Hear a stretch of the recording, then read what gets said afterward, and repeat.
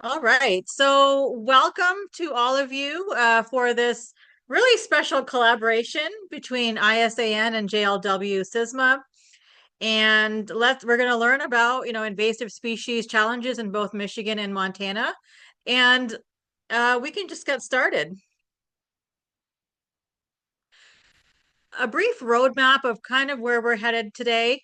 We'll do some welcome and housekeeping.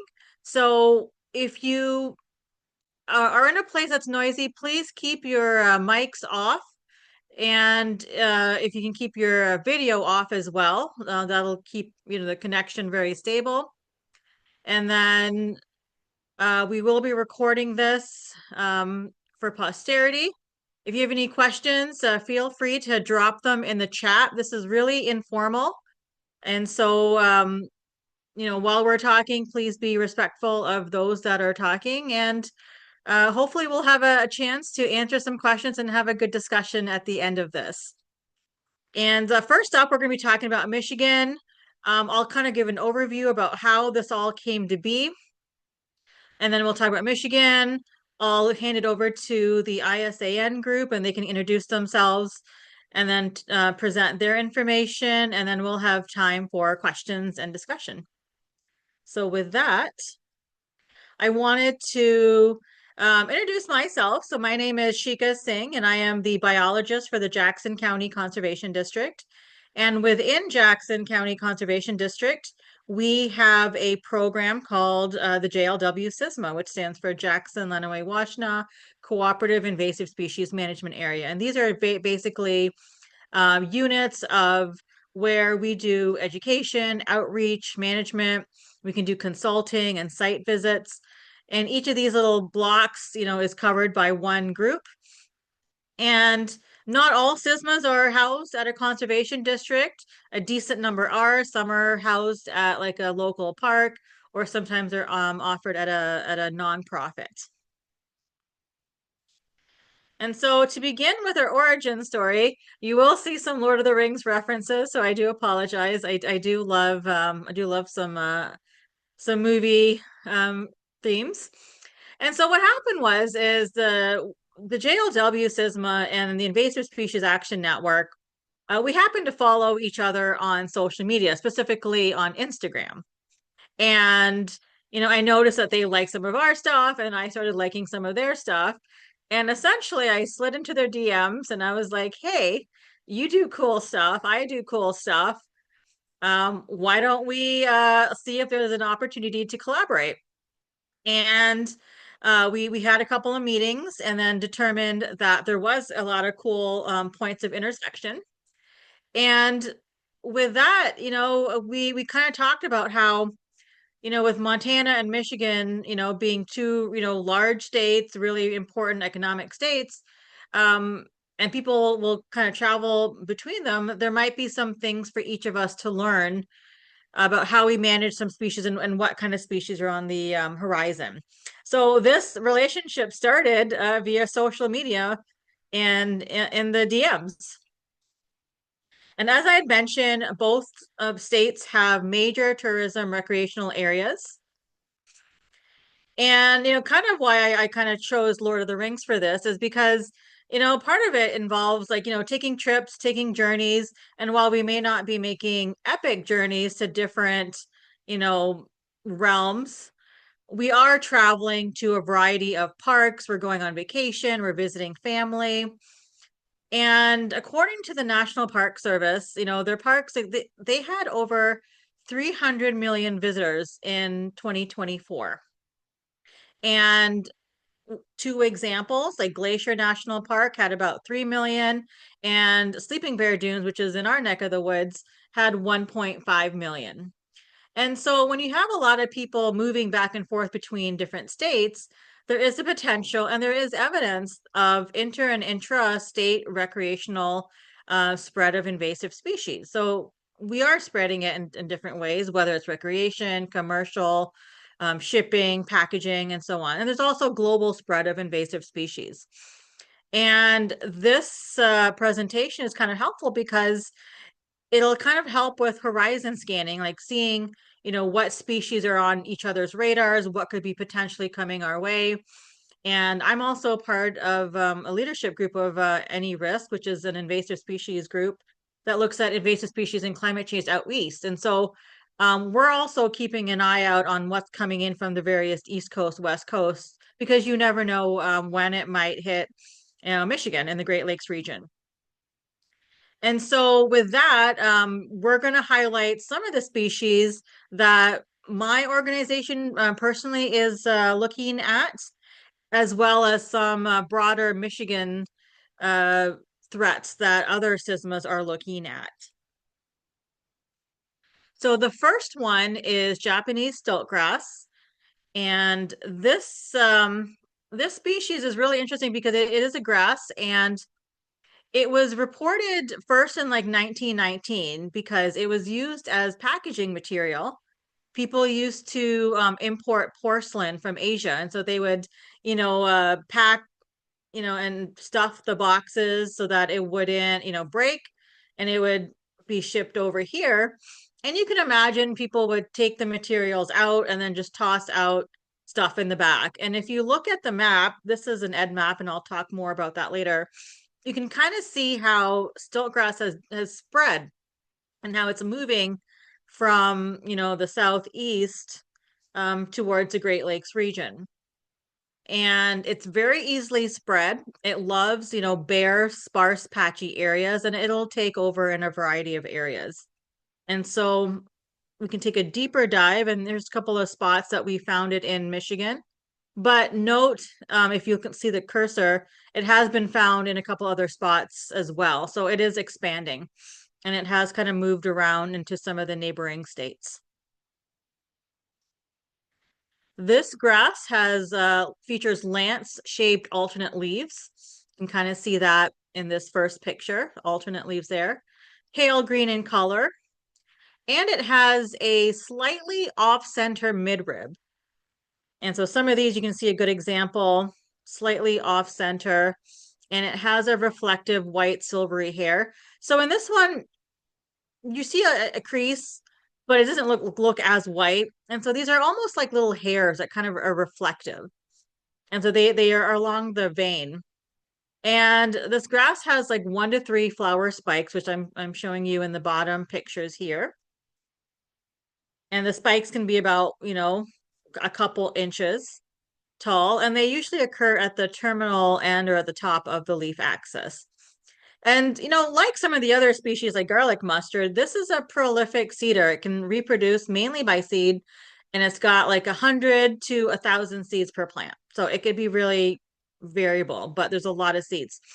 And some research has been done, and these seeds are viable for a few years, up to 5 years, but there is severe mortality in soil within 2 years, but when you keep having this, new seeds are constantly being added to the seed bank, so it can grow into a really, really quick problem very quickly.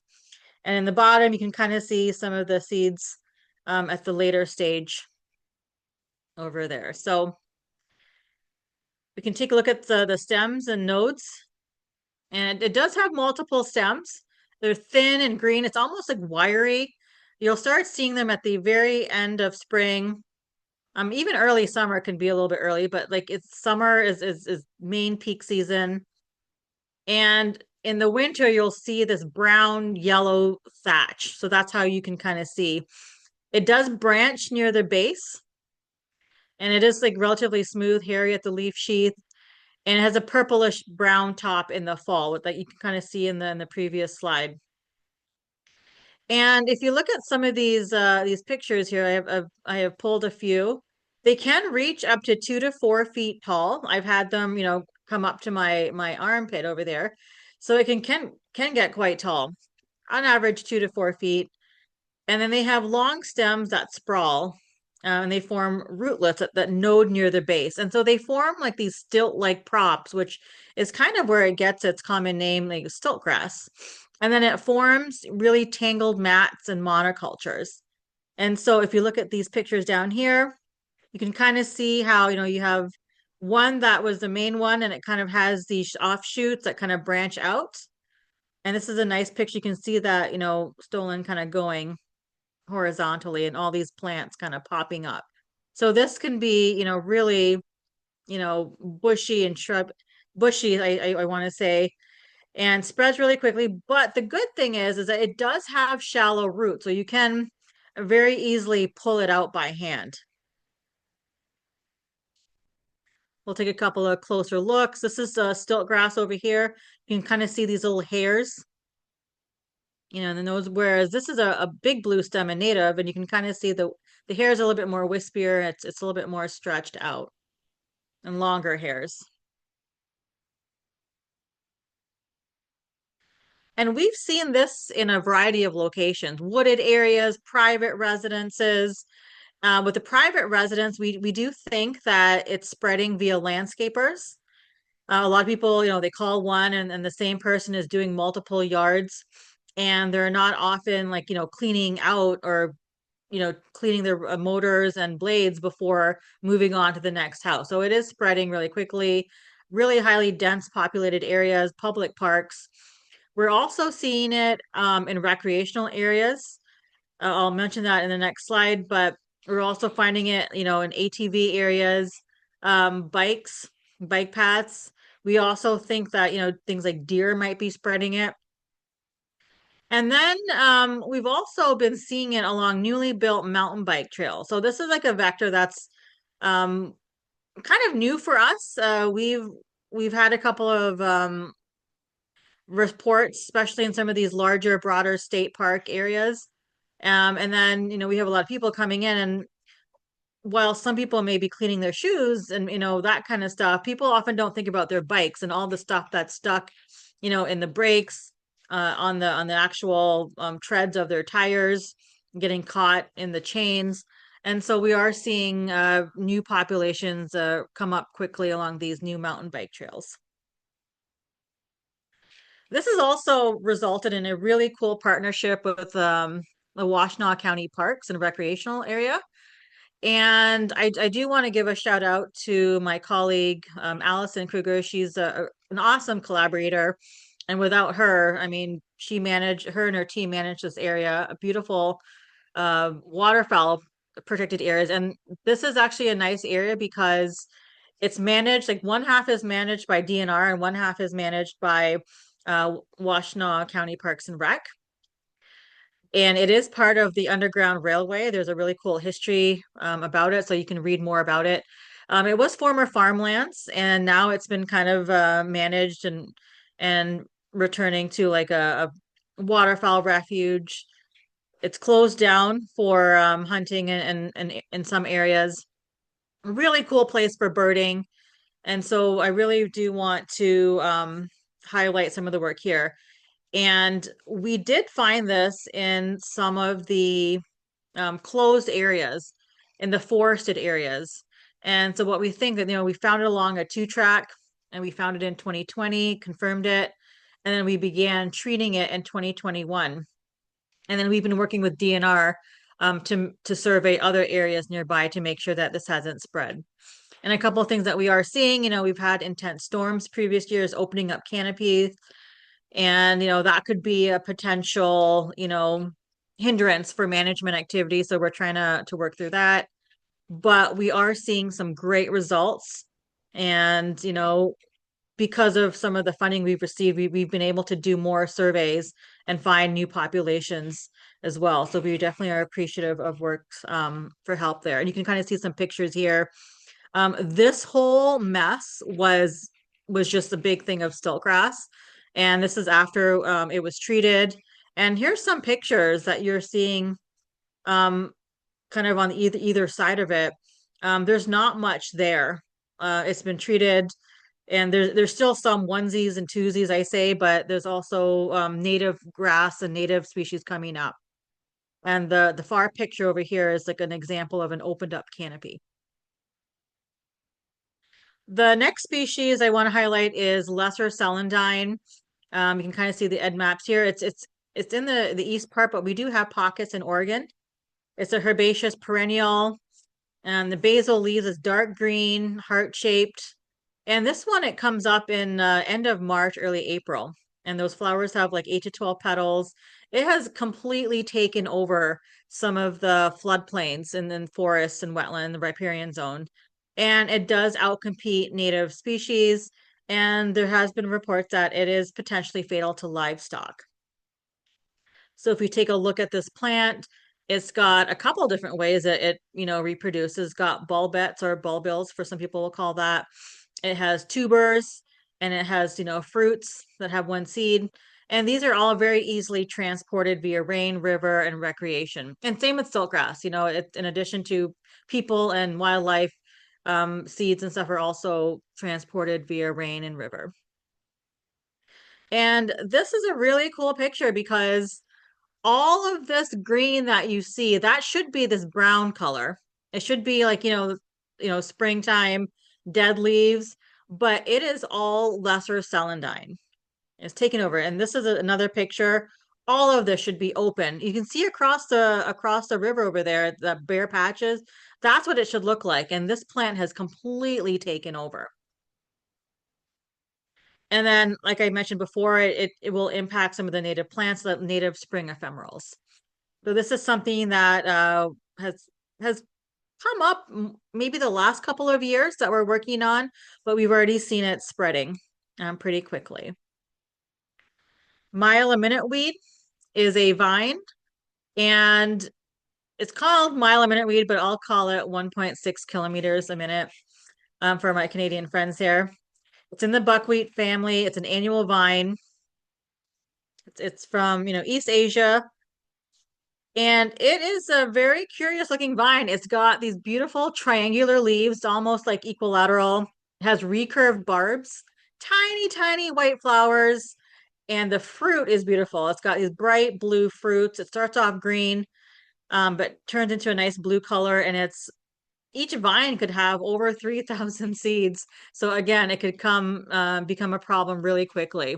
Prefers open, disturbed areas, wetlands, right of ways. We've seen it in parks. And then it just forms a wall, a thick, tangled mess. It can prevent photosynthesis, reduces biodiversity, and it can also damage other trees and shrubs because it does climb over it. And you can kind of see these pictures here. I'm standing next to a big infestation. This entire field is mile a minute weed. You can kind of see its tangled vines over there. So here's a picture of those berries. It's like a metallic blue. And when the fruits ripen from July until first frost, and then, the seeds can be viable for up to 6 years. They are edible. I did try it, but they are kind of bland. So this is something that is relatively new, and we're asking folks to keep an eye out for it. It's really good at grabbing, carbon from the air and nitrogen from the soil. It has this little cup there. Another species is Hemlock woolly adelgid. So it's an insect. And this is a sapsucker, so it will, kind of poke into the leaves and suck the sap. There's 2 generations per year. And this will spread via wind, birds, people, recreation. And then over time, it can damage and weaken the tree. The needles will fall out with not a lot of regrowth, and it could result in death in 4 to 10 years if not treated or managed. You can kind of see a map of where it has been. And we do have a small little spot in our county, but we're definitely concerned about it along the West Coast. Here's some, telltale signs, little cotton ball like things at the base of the needle. And like I said, it has two life cycles per year here. This one's a little bit controversial because everybody loves their big leaf lupine, but if you look at this map over here, big leaf is native mainly to the west half. We have our own American lupine, or we also call it sundial lupine. And this big leaf is considered ornamental here. And there's also a lot of different hybrids. But the problem, though, is that the wild lupine that we have here is really important for the Karner blue butterfly, which is, critically endangered. And, these big leaf kind of get out into the field and they hybridize or they take over. And, it's not useful for this Karner blue butterfly. So we are concerned about that. Like I said, hybridization doesn't work. And then another species that we have here is baby's breath, a beautiful, thing that you find in bouquets. And while it is native to the steppe region in Eastern Europe, we use it here for a lot of, fun bouquets. And unfortunately, people will also buy it and plant it here. And so it is invasive in the Great Lakes region, crowds out a variety of species such as native pitcher's thistle. It can impact piping plover habitat, and it can actually impact dune stability. Dunes need a lot of chaos to create those open sandy areas, and sometimes it'll kind of keep it too stable, if you can imagine such a thing. And both of these two species, they do sell them in big box stores. So I took these pictures at our local Myers, so people are buying them and they are planting it. And this is something that we are very kind of concerned about, and we're asking people to kind of consider native plants. And I do have a aquatic plant on here, European frogbit from the aquarium trade, free floating. It's got these little turions and bulbs that will fall off. And these ones will, crowd out stuff on the edge of our lakes, can make recreation kind of hard. You can kind of see me kind of grabbing, it'll just cover everything. And I think one of the few ones I have is spotted lanternfly. So this is something that's an insect that's coming in from the east, and it prefers tree of heaven, which is another invasive tree, and this has impacts to some of the agricultural industries that we have here. So once you see these species, what can you do? Who do you tell? One place you can do is iNaturalist, which is a cool place. You can log anything here, native stuff and invasive. You can also use EdMap, which is a cool site. This is for invasives. You can create an account, and that actually helps us kind of figure out where things are. So you'll be actually helping science, especially with these two. And finally, we also have something called MISN. If you're mainly in Michigan, this is a great place that will be used to kind of inform our management area. So this is a really cool site. And some of the challenges is that, we have so many other species. I've just highlighted a few. And so, our capacity is stretched. And so we have so many things on our radar. And so with that, I'm going to actually stop sharing, and we're going to travel to Montana and see what's going on there. Okay, let me get shared. Give me a heads up when you can see it.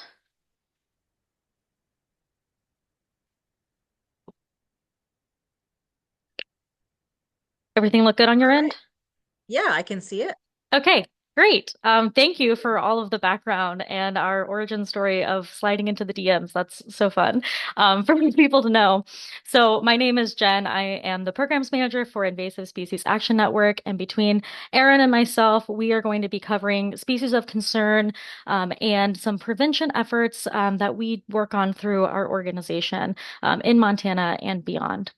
So here's what to expect. We're going to cover kind of a surface level view of infestations in the West, talk a bit about how movement and tourism really plays into that picture, and then leave you with some prevention methods, things that we can all do, things that we might be asking you guys to help out, as our Eastern partners, and ways that we can move forward.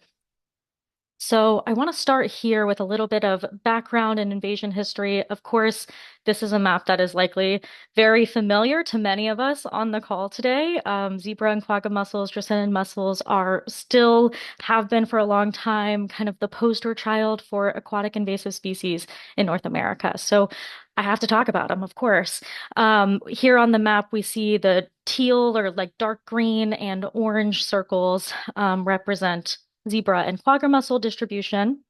We also have on the map the light green stars, which represent kind of more recent introductions that are on our radar, approaching Montana. And then the yellow stars actually represent a totally different species of invasive mussel, the golden mussel, which if you're not familiar with yet, I want to make sure that you get at least a little bit of acquainted with them, before we wrap today. So starting with Dreissenid mussels in the West, of course, they have been in North America for a very long time. All of our Midwest, Great Lakes, Michigan folks are very familiar with them. But thinking about how we're kind of viewing things in Montana, right, and the work that we do, we've seen kind of continuous westward movement, especially in the Dakota since around 2014. And then in the last handful of years or so, there have been a couple other pop-up populations of drusinid mussels, particularly in Highline Lake in Colorado in 2022. There was unfortunately an unsuccessful eradication effort of that lake. Then just in 2023, in southern Idaho in the Snake River, another population of zebra mussels unsuccessfully eradicated, unfortunately. And then in 2024 in the Colorado River as well. And so these are, they've Dracenid mussels have been on our radar for a long time and continue to very much be a species of concern for Montana. We don't have any mussel positive water bodies in the state, and we really want to keep it that way, despite the fact that they're coming in kind of from multiple angles around our borders. So they just continue to be kind of on the horizon for us. And then, as promised, of course, I want to introduce, if you haven't heard about the golden mussel or limnoperna before, this is a species that was fairly recently detected in the Sacramento-San Joaquin Delta in California in 2024. And then just last year, there were a handful of other southward detections in California as well. It's believed that this is a species that is currently contained to California. However, since this, year and a half ago, 2 year detection, there really has been quite a lot of buzz around golden mussels. And so it's something that we're keeping an eye on in Montana as well. I think part of this buzz comes from just the fact that they share a lot of biological and behavioral similarities with dracenid mussels. So they're a fairly similar size. They can be found relatively in the same depths. They're all fouling organisms, so they attach onto boats and structures. They're effective filter feeders, and so we're expecting to see some amount of similar impacts from golden mussels. But I think another one of the reasons why everybody has their eyes on Limnaperna is because they do kind of expand upon the environmental tolerances that we see from dracenid mussels. And so I know that this is a lot to look at, but just we can see in kind of all of these categories of environmental parameters, right? Golden mussels just have a slightly wider tolerance for salinity variance, temperature, pH. And what I most want to point out and highlight to you all is the calcium tolerances. So it's believed that dracenid mussels are largely limited by calcium concentrations in the water. So they need a certain level of calcium in order for the veligers to grow and to grow shells and particularly develop into adult populations. So these are kind of old numbers at this point, but somewhere around 21% of the US is considered to be at low or even very low risk for dracenid mussels based on calcium concentrations in the water. But even at that very low risk level, that 12 milligrams per liter, concentration, that is well within the limits there for golden mussels to still be able to thrive. And so I think it's just bringing up a lot of interesting questions about how habitat suitability is going to look different between these different types of invasive mussels. So within that 21% of the country's waters that might be at low risk for dracenids, that covers a lot of the Southeast and the Pacific Northwest. So areas where we don't really see dracenid mussels right now. So it'll be interesting to see how these habitat suitability models look coming out of these states. And certainly even in Montana, we are starting to think about what actions we might need to take to be on alert for golden mussels. So, unfortunately, or perhaps fortunately, I guess for the sake of golden mussels, this is a habitat suitability model for dracenid mussels based on not just calcium, but a variety of environmental conditions. And it's pretty clear. You can see most of our major waterways are at high or even extreme suitability for dracenid mussels. So just really emphasizing these species are still very much of concern. We are taking action every day to prevent the spread of dracenid mussels into our state. And we're looking for ways to be on the defensive for golden mussels as well. We're going to stay on mussels just a little bit longer because they offer a really great visual representation of how AIS are moving across the country. So in this map here, we see the red dots are point of origin for boats that come through Montana's watercraft inspection stations, which we'll share a bit more about. Um, so these watercraft inspection stations, we usually have, 25 to 30 of them throughout the summer. And they do surveys at these inspection stations where they ask questions like, where's the last place you launched your boat? Where's the next place you're going to launch your boat? So that's what those blue dots are showing there, where these boats are destined to be launched next. And what we see is that really a lot of this activity of mussel-fouled boats are coming from the Great Lakes area. Something like 70% of that traffic is from the Great Lakes, which maybe isn't super surprising because that's where the Dreissena mussels are. But we're seeing a lot of action from that direction. So in the last 8 years or so, we've intercepted 335 mussel-fouled boats, many of which have come from the Midwest and Great Lakes.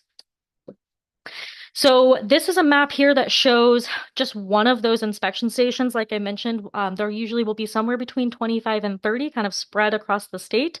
It's required that you stop at them, no matter what kind of watercraft you have, motorized or non-motorized. In the 2025 season, I had to throw this number in because it blew my mind when I saw this in an FWP email recently. They conducted 119,000 inspections. And so I just wanted to be able to show where some of that traffic is coming from. Again, this is just one inspection station, but we can see those blue dots and lines, right? There's a lot of traffic coming from the red area, which is mussel positive waters. But really, there's a good spread of where these boats are coming in from. Montana is a huge tourist destination. People come here specifically for aquatic recreation. People come and boat, people come and fly fish. And so we're really receiving a lot of tourism, and it's really showing in our inspection station maps as well.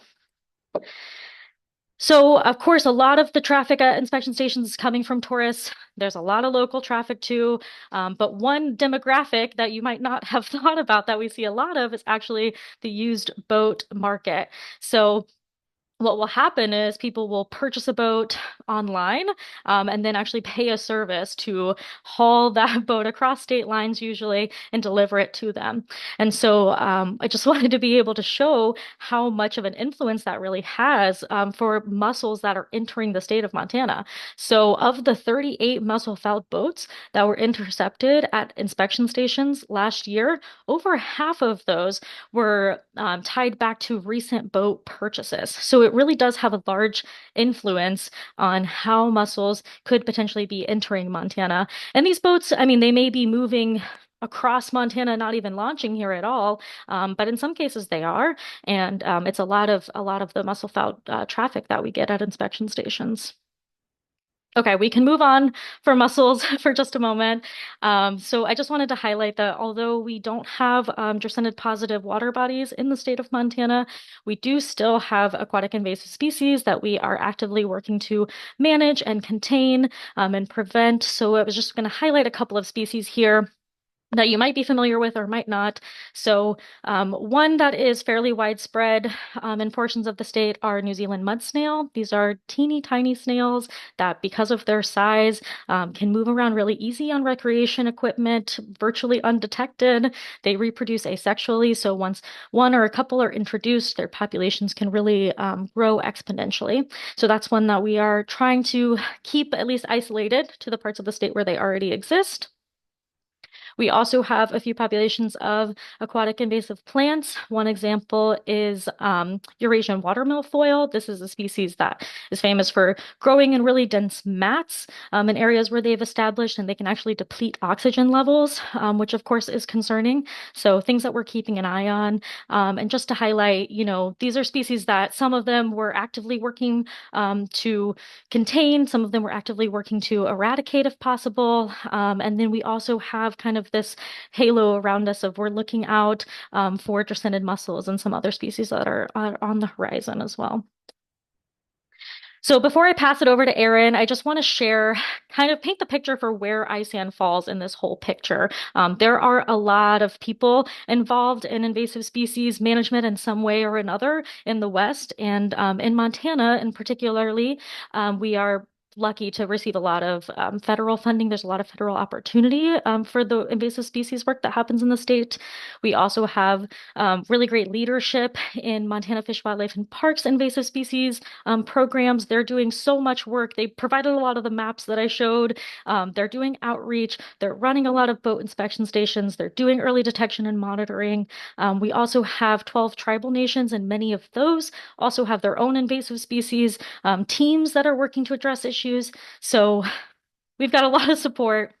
And then where ISAN comes in is really this like nonprofit local group that's working to support the efforts of those who maybe have more resources than us. And of course, ISAN is not alone in all of these efforts. I know that Erin is going to shout out a lot of our friends and partners that are doing great work in Montana too. But I just kind of wanted to paint the picture for where we play in all of this.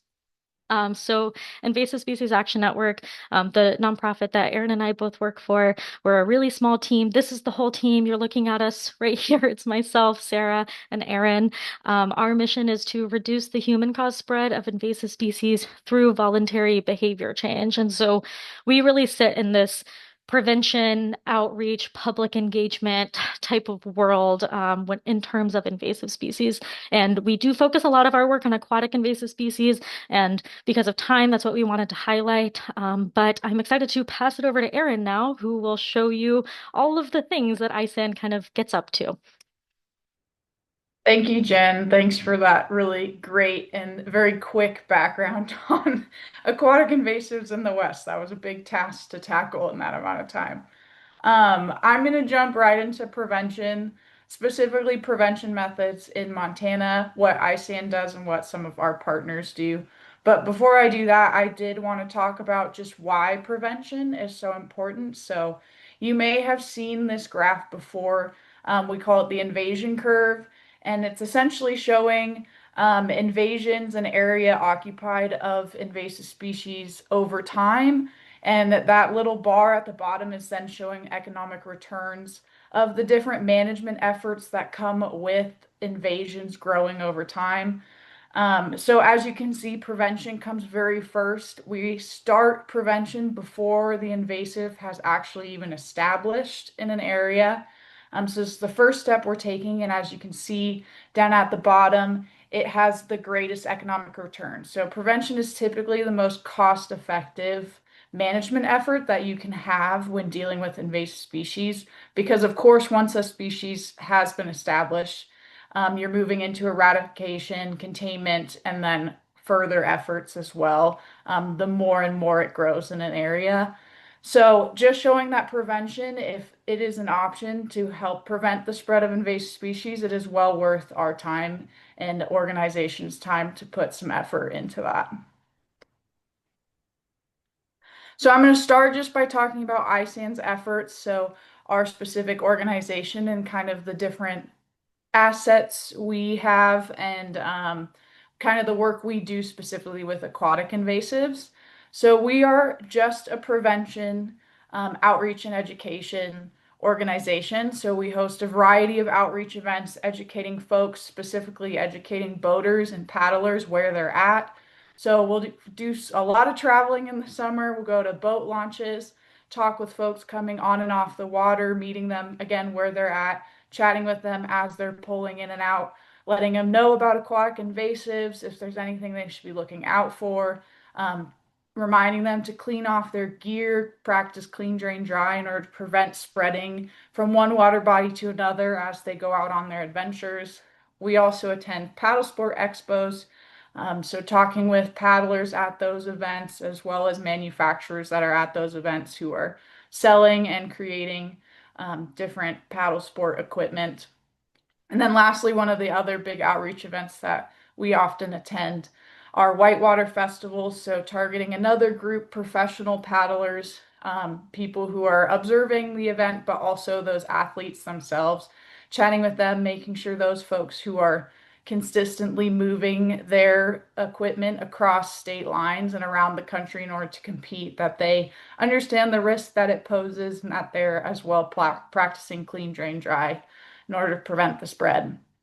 And at these in-person events, we love to pass out prevention tools. So not only telling folks what they can do, but also giving them the tools in order to do it. So we love to pass out sponges and towels, brushes that can help people to clean, drain, dry on the spot, really giving them the resources that they need to make a difference and help us prevent the spread of aquatic invasives. And then when we can't do in-person outreach, we'll also do targeted advertising and social media. As you heard from Shika, we have a pretty active social media presence, trying to consistently post about aquatic invasives, but also just general invasive species information as well. Really keeping people understanding what's going on in the news, but also just tips and facts and tricks and all of that to keep people engaged with this subject and really understanding the threat that invasive species pose. One of the other things we do at ISAN, we have lots of industry partners, relationships that we uphold. Our industry partners help us to spread this message. Um, they do this by posting things on their website, on blogs. We also have some partners that include cards with their equipment. So if you buy your very first kayak, you may see a card attached to your kayak that says clean, drain, dry. So as soon as you're buying that equipment, you're hearing the words clean, drain, dry. So very thankful for those industry partners to help us spread the word. And then the very last thing that we do in the aquatic invasive world is we help manage the Don't Let It Loose national program. This program promotes responsible pet ownership. So teaching folks that if for whatever reason you can no longer take care of your pet, to not let it loose in the wild and instead rehome that pet. There's a lot of, especially aquatic pets in the pet trade, that can become invasive species if they do survive once they're let loose. For example, goldfish and red-eared sliders have become a really big problem. So those are kind of the efforts that ISAN ourselves does in the aquatic invasive world. But I'd also love to shout out some of our partners and their important work as well. So we have a lot of partners, and I'm just going to talk about our state partners. So specifically our partners in Montana and the work that they're doing.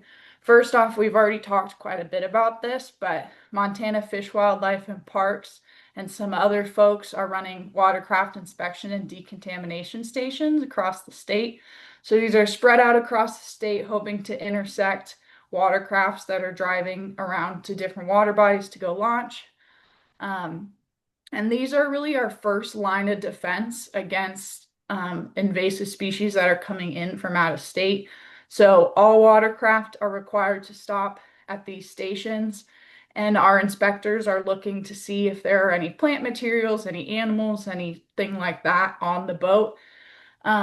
If there's not, it's just a quick 5-minute check and then you're back on the road. If they do happen to find something, they'll do a quick decontamination on the spot typically. So really thankful for all the effort and folks that go into our watercraft inspections. We also have enforcement officers that are helping us to enforce these rules and regulations. So they're helping us ensure people are stopping at those watercraft inspection stations and following our rules and regulations. So again, thankful for those folks. We also have a lot of different organizations in the state that are doing early detection programs and doing sampling and monitoring every summer. So doing eDNA samples and other methods of sampling to check our high-risk water bodies and track the spread as it goes across the state, keep all of our maps up to date, which is really helpful. So a lot of work going into prevention methods in Montana. And then lastly, we're not the only ones doing outreach and education. All of our partners also do their own outreach and education as well. So all of us together kind of shouting out the message of prevention and clean, drain, dry to everyone around the state. So just want to shout out all these organizations and say that these are not all the organizations working on aquatic invasives, but just some of our partners, and wanted to say thank you while we can.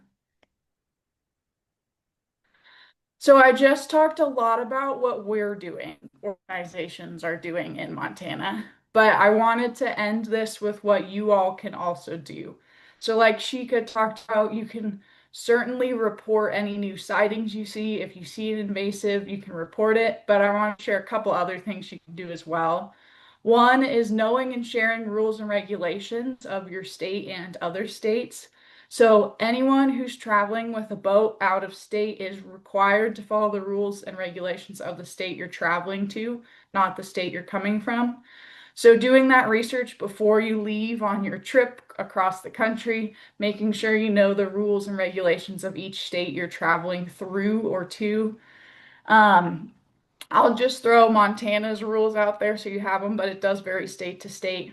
In Montana, like I said, and what Jen said, all watercraft are expected to stop at every inspection station they pass. So even if you're passing by multiple, you have to stop at every single one. And this includes kayaks, canoes, stand-up paddle boards, whether they're hard-shelled or inflatable, you're required to stop. If you are traveling from out of state, you are required an inspection before you launch. So even if you don't pass an inspection station, but you're coming in from out of state, you still have to one and get inspected before you launch, just to make sure you're not bringing anything in. And then lastly, all non-residents from out of state need to purchase a vessel AIS prevention pass. These can just be purchased online.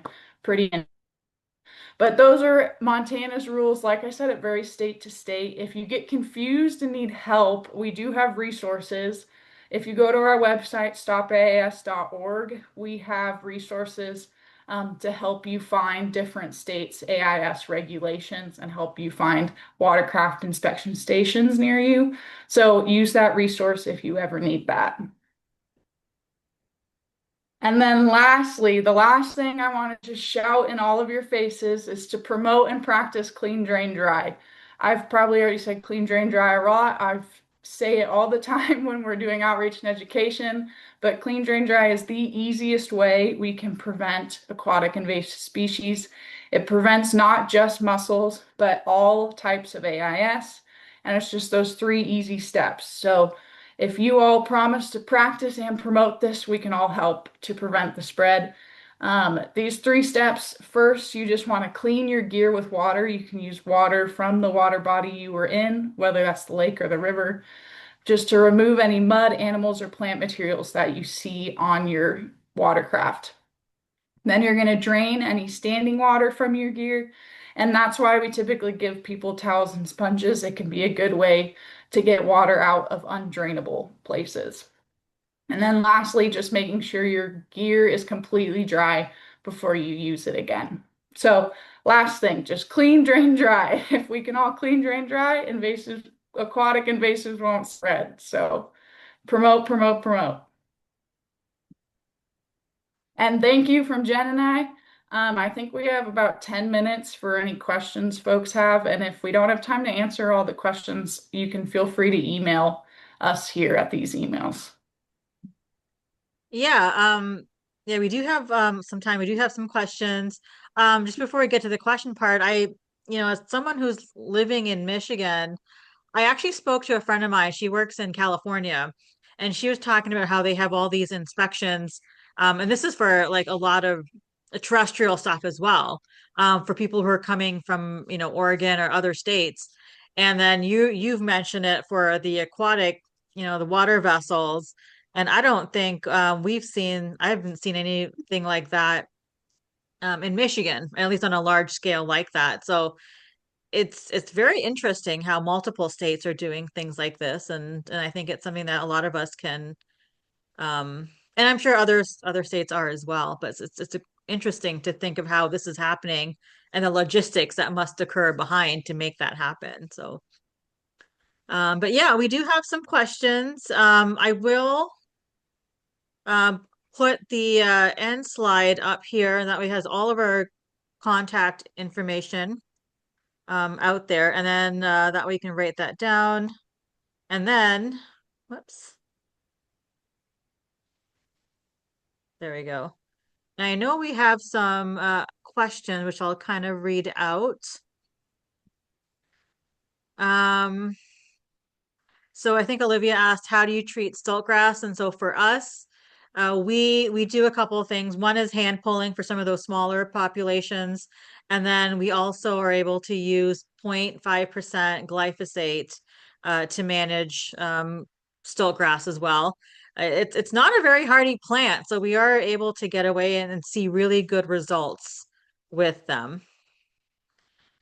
And then I want to say, Doug, he had a comment about here, thoughts on habitat suitability based on calcium. There's some discussion because there's some work done in Lake Superior and inland Minnesota waters where they're finding recent infestations where dissolved calcium is well below the 15 milligrams per liter, which has previously been thought to be the threshold. And then, so if you have any comments or thoughts on that. Yeah, it's kind of a conundrum here because we've recognized that that 15 milligrams per liter threshold has been pretty widely recognized among all the Z mussel and quagga mussel experts.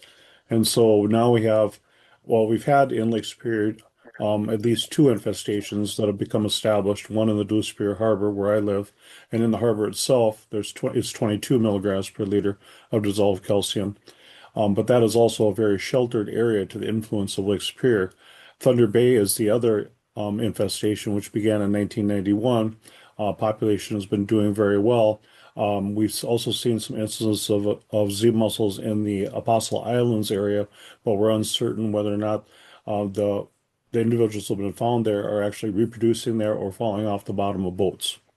So now we have the two other situations among the 17 other locations where Z mussels have been found, but because of the openness to the influence of Lake Superior being cold and being so low in dissolved calcium, those populations have died out.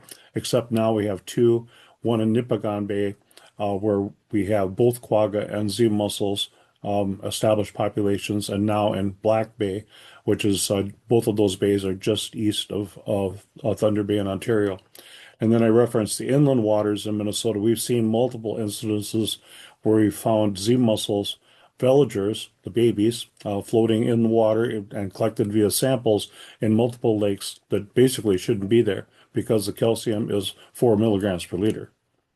And so where they're coming from, how they're surviving, how they're possibly reproducing to produce some veligers. I mean, even a few veligers in a very, very large lake indicates that there probably is some reproduction going on, but they're dispersing widely. But for us to pick them up in samples is pretty interesting.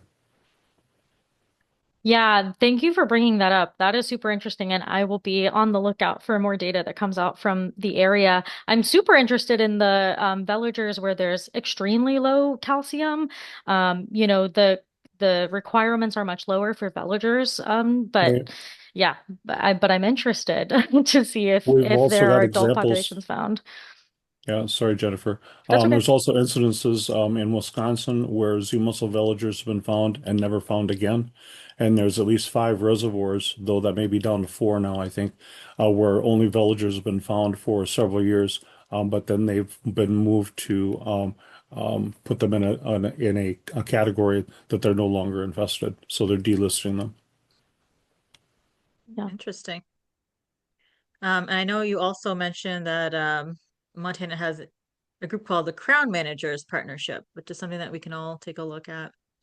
Yep, Um, that's a partnership between federal and state and nonprofits in the crown of the continent. And I've given guest invited presentations to that group twice.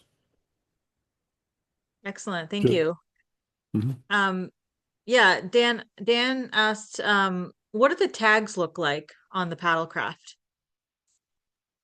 I'm throwing some images in the chat right now of an example of one of our cards that we send out to our manufacturing partners.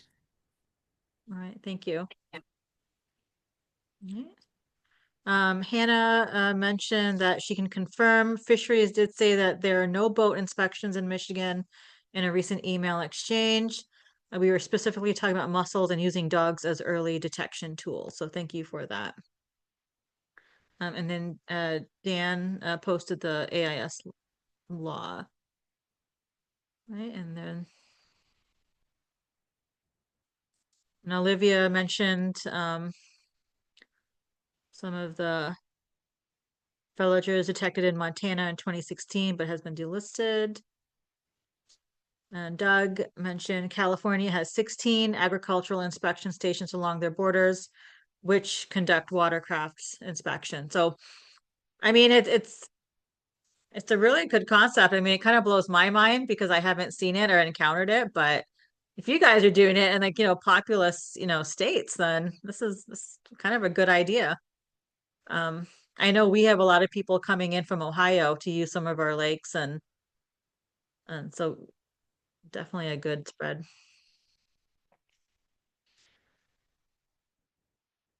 Right. I don't see any other questions. But if anyone has any questions, please feel free to reach out to either one of us. I don't even think I have yeah, we can reach out to us on social media, and I'll put my email address in the chat just so that you have it in there.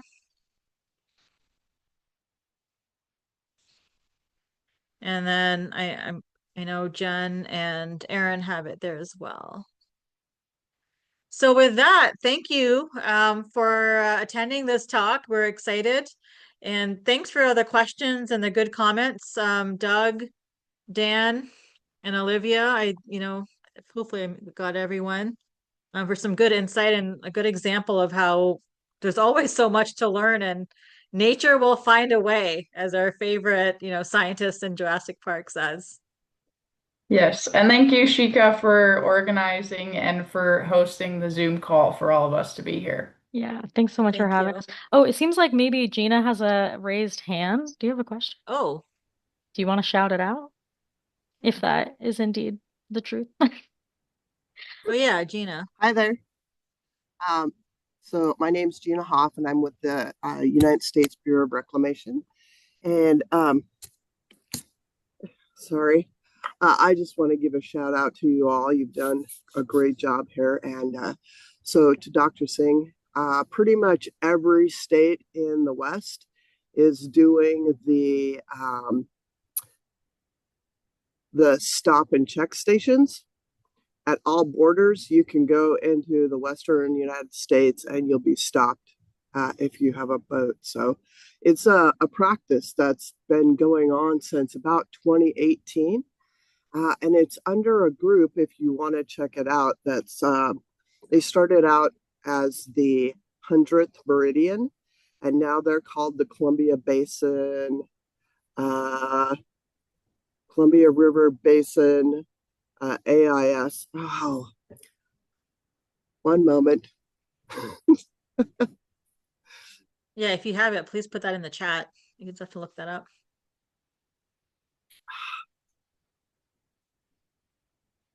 Okay. Oh, gosh darn it. Okay. They are called the Columbia River Basin Aquatic Invasive Species Working Group. Sorry, it's a mouthful. And like I said, first the first meetings were thrown together, and they were calling themselves the 100th Meridian.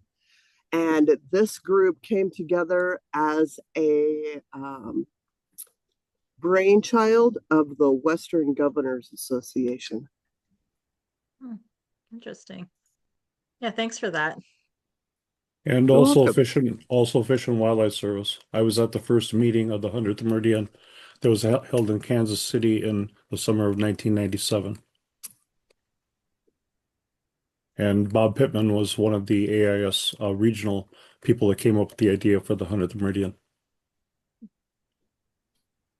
Yeah, so a lot of good things and a lot of good policy ideas that I think that we can take from this and maybe implement in Michigan.